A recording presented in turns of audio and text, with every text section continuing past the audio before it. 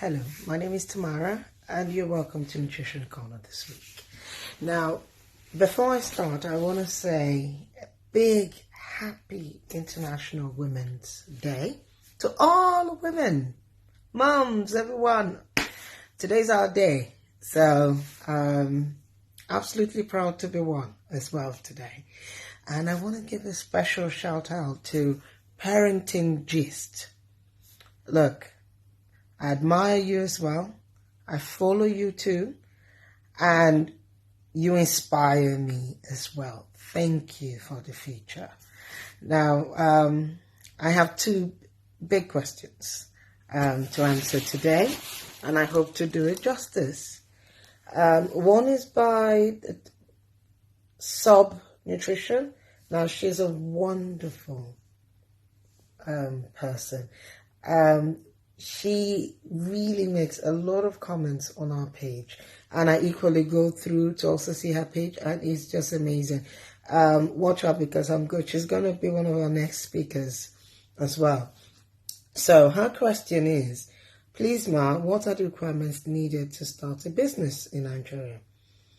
Also, can you please give some tips on the legal aspect of businesses and what type of business is required to pay tax in Nigeria? Okay, let me start from the last one that says, what kind of businesses are required to pay tax in Nigeria? Actually, all of them. So let me go to the first one, the question on what is needed to start a business in Nigeria. First, I always prefer that you think and answer some very key questions first before you decide what kind of business you want to register. So your first question is, what is your business? How big is it? Do you have employees? Do you have a partner? Do you want to have sole control over your business? Or do you want to share kind of like the responsibilities, whether with people that will bring in money so that they can have some part of your business and you have the rest? Do you see your business in the very near future becoming something big? And the business itself, do you want to be the only one taking the full risk as well as the profits, good and bad? These are the first set of questions you should have in your mind, because it helps you decide whether you're going to be a sole trader, a partnership, a private limited liability company, or a public liability company, or a company limited by guarantee. Now, this last one is the one which a lot of charities are required to register with. So you need to accept, is what you're doing also charitable? You need to know, charitable or for business, for profit. So if it is, it's not limited for guarantee, if it's for profit. Then you have the others to choose from. So looking at the business, those are your questions. In all of them, to start off first is the name of the business. Very key. Because you'll be very surprised that you're not the only one with that unique name you think is unique. Many people also have it. So once you have a name in your mind, I always advise you to have I would say minimum of 3. Some people tell you 2. I like 3.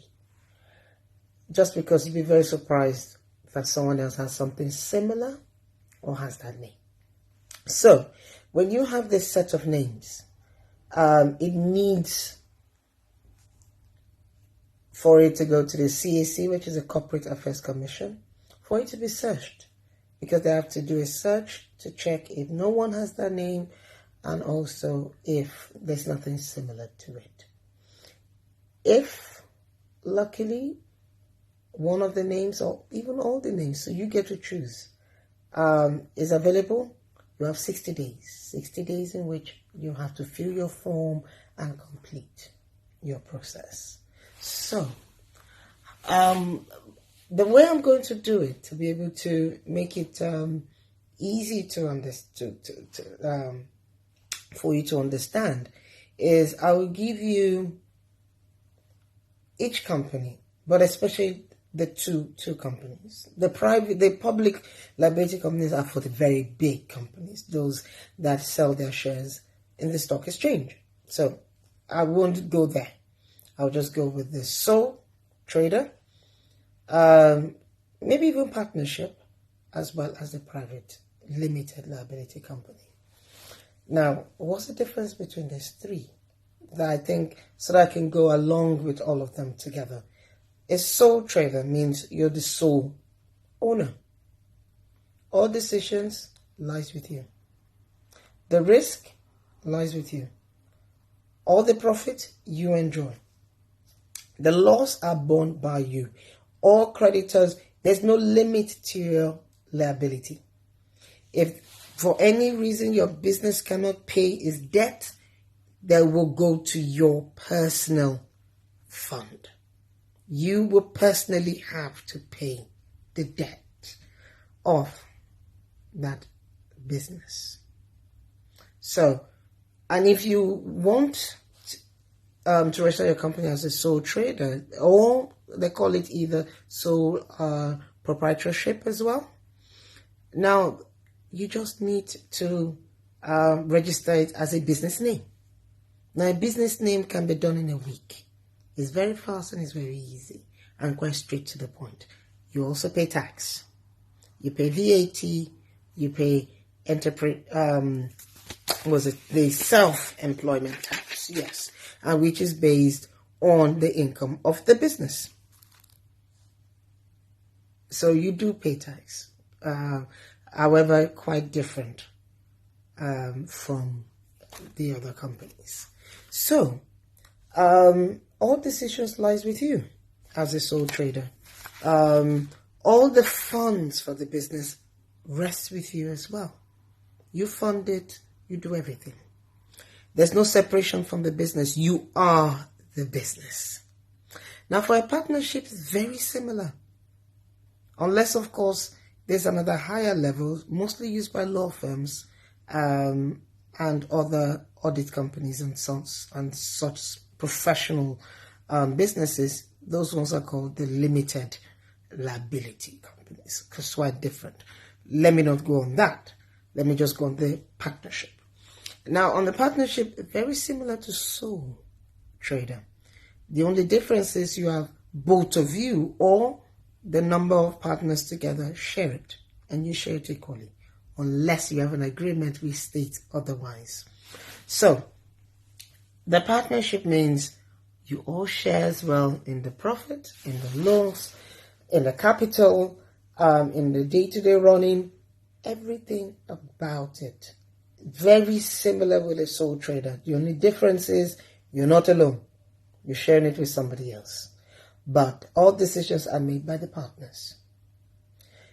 Now let me go to the limited liability company. Now for a limited liability company, it's a very unique, it's a beautiful model. Why?